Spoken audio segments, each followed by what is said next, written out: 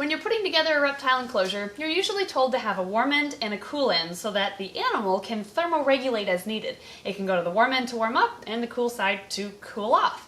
But why don't we do that with their humidity levels? We see far too often that keepers will force their snakes into a specific humidity level, and if it's too wet, then the snake can develop scale rot issues. And on the flip side, if it's too dry and there's no place for the snake to hydrate itself, that's when you end up with stuck shed problems. So we have found that a nice healthy balance between the two for many snakes, not all, but for many snakes, is to use a drier substrate and then use a humidity box as well. So today I'm going to be showing you how to make a humidity box and when to use it.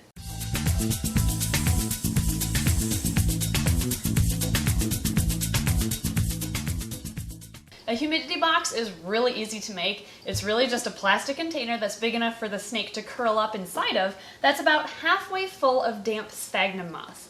Now what we do is we take either scissors or you can take like a soldering pen and you can melt a hole on the lid of that container. I recommend not putting the entrance hole on the side because then as the snake exits the humidity box, he'll just pull all of that moss out with it. So instead, the entrance on the top works great and keeps everything contained on the inside. That moss is, again, sphagnum moss, although some people will have success using other types of moss as well, but you simply just grab a handful of that dry moss from its package, and we'll put a link to the sphagnum moss that we use in the description below. And you take that moss and either dip it in water, or you just set it in the container and pour some water on top. However, if you do that, if you pour the water in on top, you have to be careful so that you do not put too much water inside. You don't want standing water inside of your humidity box because that can cause scale rot issues. Instead, you want damp moss that if you pick it up and give it a light squeeze, it doesn't drip underneath. It's kind of like prepping vermiculite or perlite for eggs. You want it to be damp but not soaked. And again, you want that moss to fill up the container about halfway or so. That will allow space for the snake. Then your lid simply just snaps right on top. This one, however, had the hole cut too large, and because of that, the moss dries out really quickly, so just make a mental note to only make the entrance hole as big as you need it to, because if it's too big, you're going to be constantly re-wetting that moss. What type of container you use for your humidity box is really up to you. We use a lot of food-safe containers, and as long as there weren't any hazardous or toxic chemicals on the inside of the container prior to using it for your reptiles, you should be good to go. You can actually use this as an opportunity to reuse or recycle a piece of plastic that you would otherwise have just discarded. A few examples of the containers we use and transform into humidity boxes are lunch meat containers, plastic takeout containers, and this one right here is a pie container that works perfectly for our garter snakes. This one right here is a to-go container from my local supermarket, and I honestly just got chicken wings so that I could have the container, and my hognose loves it. For larger snakes, you'll of course need larger boxes, and for those you can get things like Tupperware containers that you can find this was like 2 for $1 at the Dollar Tree. We have used small totes before, and those are just kind of a heavy-duty humidity box, but we just needed it because they were big enough for the snake. Another pro to humidity boxes is that they also double as lay boxes. We use these same boxes as our egg-laying containers for our female breeding snakes, and you can use them for that too. Before I put this guy back, since I'm going to move on to my next snake, this is our Texas rat snake that has the scaleless mutation. So he has some scales, but not many, and he's so wrinkly and adorable. I just love him. He's actually the grandfather to the baby scaleless snakes we hatched last year, although I didn't get him until after those eggs had already hatched, so it's kind of neat to meet him and see the similarities between him and his grandkids. I think it's really neat that he has these 3 precise rows of scales that run down the middle of his spine. You're super cute, and you're friendly, which is surprising because you're a Texas rat snake. Once you have your humidity box made, you have to know where to put it and how to use it. It's important to know that the humidity box should go on the warm end of the enclosure. That way the heat can warm it up inside and really cause it to be humid on the inside.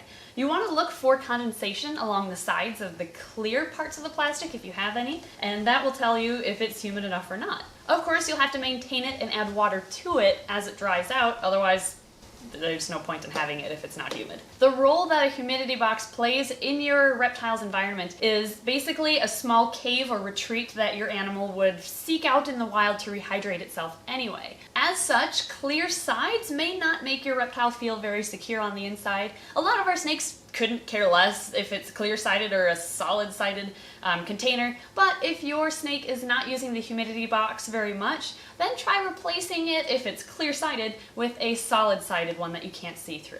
The darkness on the inside created by that may make your reptile feel more secure and therefore more likely to use the humidity box. You can't go in and come out at the same time, girl. You can't fit. She's like, will you feed me if I do?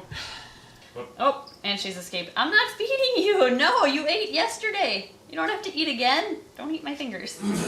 Another trick that I've used in the past is if it's like a solid-sided plastic but with a clear lid like this one, I usually take a cave and just place it on top, and that kind of does the trick, and they seem to use it a little bit more. It also might just take some time for your snake to learn how to use their humidity box. You can help them by kind of setting their face near the opening, which of course should be big enough for them to enter and exit. Sometimes people don't think about that part, but it's important. You can also just take your snake and place him inside of the humidity box after it's warmed up, put the lid on, and then if he wants to come out, he can, but a lot of times they like being in there so they don't leave, especially if they are in shed. Some snakes, like this twin spot albino hognose, love their humidity box so much that they seem to never leave it, and that actually can cause problems. If a snake is sitting on damp moss in their box 24/7, then they can start developing scale rot issues, which is basically their scales starting to degrade away due to excess moisture and not being able to dry out. It's more obviously seen in albino snakes, like this one right here. It's also noticeable in snakes with white colored bellies, which is kind of the majority of the snakes out there, but you can definitely see scale rot symptoms in darker colored snakes as well. Here's an example of what scale rot looks like, and as you can see, the scales are literally starting to rot away, hence the term scale rot. If your snake likes its humidity box too much, kind of like she does, then there's two different things you can do. You can either A, remove the humidity box and only offer it when your snake is in shed, or B, you can let, well this is what I do with her, you can let the moss dry out and then only re-moisten it when the snake is actually in shed and therefore actually needs a humid retreat. And then after she sheds, I just let it dry out again until the next shedding cycle. Here's an example of a snake that is in blue, meaning her eyes are cloudy or kind of a bluish color, and that color it comes from an oil in between the old and the new skin that will aid in the shedding process when that skin is ready to come off. However, this is the most essential time to have a humidity box in the enclosure because now is when they need to start soaking that old shed so that it comes off in one piece. So once you see these blue cloudy eyes on your snake, put the humidity box in the enclosure if it's not already in there, and then hopefully in the next couple of days they start realizing it's there and start using it so that their shed is a success. Other instances where a humidity box may help would be if your snake is gravid or pregnant and about to lay eggs, as it also doubles as a lay box, or if your snake is showing the beginning signs of an upper respiratory infection, which if you don't know how to check for that, I suggest watching our video about it right here. Of course, if your snake is showing signs of any illness whatsoever, bring it to a vet, including signs for an upper respiratory infection. But in the meantime, while you're waiting for your vet appointment to come around, a humidity box may help alleviate some of those symptoms, because two things that help upper respiratory infections are high heat and high humidity, so humidity box is perfect for that. But again, any health concerns, bring them to your vet. Let's touch on the species of snakes that seem to really benefit from humidity boxes. If you think about it, a lot of the most commonly kept snakes, like corn snakes, milk snakes, and other king snakes, and ball pythons, can successfully be kept on aspen fibers. And I know with ball pythons it's controversial, I'll get to it in a second.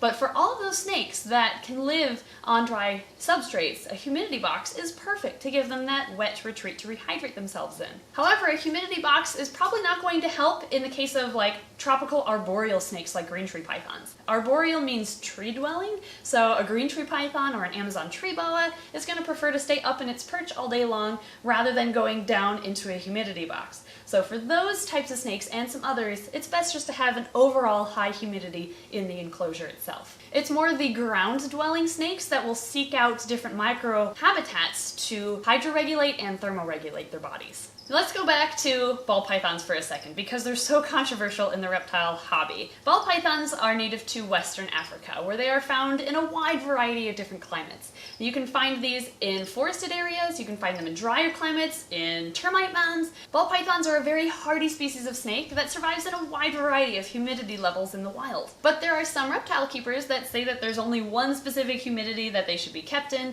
Honestly though, in our opinion, that's not necessarily true. This is such a hardy species of snake, both in captivity and in the wild, that there are multiple different acceptable humidity levels for this snake. Some ball python keepers and breeders prefer to use cypress mulch, some prefer coconut bedding or aspen over others, some breeders even just use plain old newspaper for their substrate. And the truth is, all of those substrates can be used successfully as long as they're used in the right way. The biggest thing is to make sure that these snakes are not sitting on permanently damp bedding, because we have seen so many ball pythons with scale rot coating their belly, including this guy. When we first started fostering him, his belly was completely covered in scale rot, and that's because his bedding was damp. But now that he's on a drier bedding, he cleaned up, and after one shed, he looks good as new. So if you like to keep your ball pythons on a more tropical type of soil, the important thing to note is to keep the top level dry and have the deeper levels be the wet or damp substrate, because it's that substrate underneath that's going to evaporate through and increase your humidity without causing scale rot on the belly of your ball python. If you decide to keep your ball python on aspen fibers, which is a drier type of substrate, it kind of replicates the northernmost part of their habitat in the wild, which is a bit drier, especially during the dry seasons they encounter, and therefore the humidity box in their enclosure will replicate one of those termite mounds that they will seek out to hydroregulate themselves. Ball pythons also live in more of a tropical area in Africa, which is why it's also acceptable to use more tropical, humidity-retaining beddings, again, if they are used properly and not kept too wet. As long as your snake, like your ball python, is eating regularly, it's passing food successfully, and it has good sheds, then you are doing it correctly. Don't let somebody else tell you you're doing it wrong just because you're doing it in a slightly different way, because again, there are many different successful ways to properly keep ball pythons. Before we wrap up this video, I should not leave lizards out of the video altogether, because they too can benefit from a humidity box. This is our fat-tailed gecko, and this is actually her lay box. However, we keep it in year-round because African fat-tailed geckos need a slightly higher humidity level than their closely related counterparts, the leopard gecko. However, it's still a good idea to offer leopard geckos a humid hide to retreat into, because you can prevent stuck shed on their toes by using these boxes. For lizards, the humidity box is set up exactly the same way, except instead of having an entrance hole on top, we find it works best to have the hole on the side because they find it easier. They're not the brightest animals. Some people have the hole on top and they eventually learn it, but maybe mine just aren't as smart as those. Mine seem to only figure out how to use it if it's on the side. But with that, I think that covers just about everything you need to know about humidity boxes and how important of a role they play in reptile keeping. Ever since we started using humidity boxes for our snakes, we haven't had any shedding issues whatsoever. They all come off in one piece, which is exactly what you're looking for when you own a snake. As always, thank you to our Patreon backers for supporting this channel, and to everybody who's supporting this channel just by watching. Thanks again to everybody, and we'll see you next time. So derpy. He is. But in the meantime, until your vet appointment, a humidity box. You can't get closer to the lens. Don't climb the camera. No. And now he's on the camera. Now he's on the camera. And on the microphone. He's licking the mic. Okay, dude, come back.